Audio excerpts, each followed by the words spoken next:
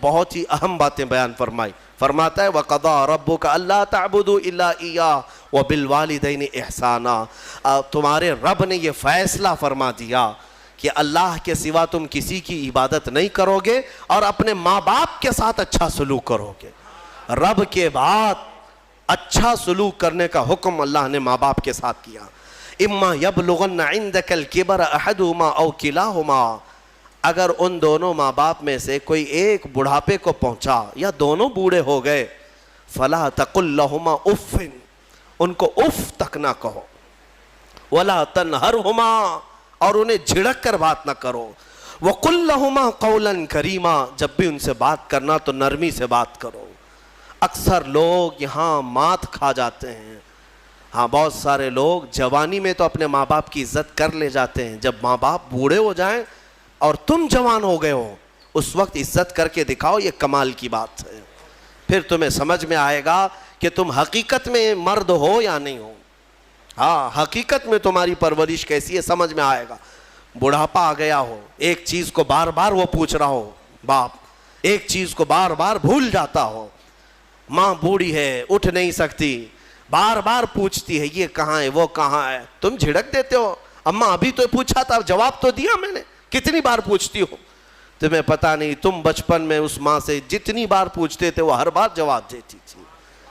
اپنے باپ سے پوچھو جب تم چھوٹے تھے کسی چیز کو دیکھ کر بار بار پوچھتے تھے, باپ تمہیں بار بار بتاتا تھا, لیکن تم سے اب سہا نہیں جاتا. ایک بار سوال کرنے کے بعد پھر دوسری بار وہ سوال کرے تو کہتے ہو بھولنے لگ گئے باپ ہمارے, بیمار ہو گئے ہیں, لوگوں کے سامنے نہیں لاتے, بے عزتی ہو جائے گی.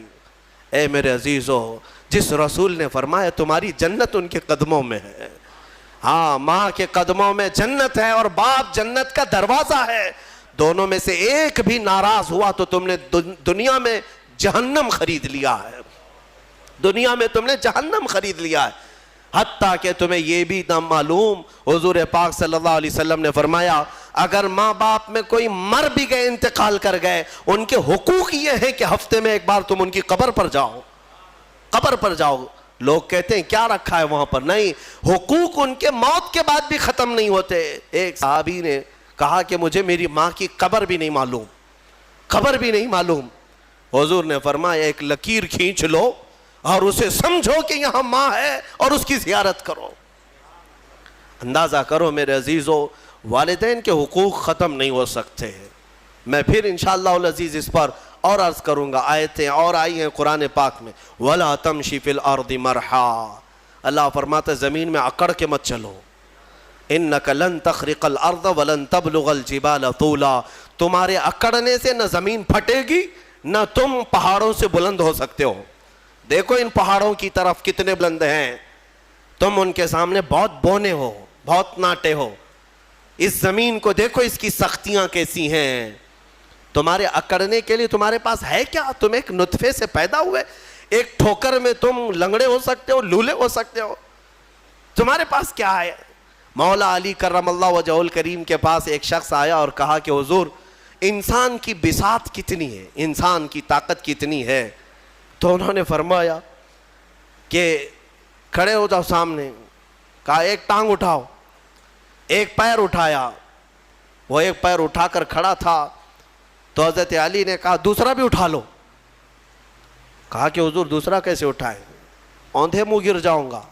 کہا بس تیری بساط اتنی ہی ہے, اتنی ہی ہے طاقت کہ اگر دوسرا بھی اٹھاؤ گے تو اوندھے منہ گر جاؤ گے.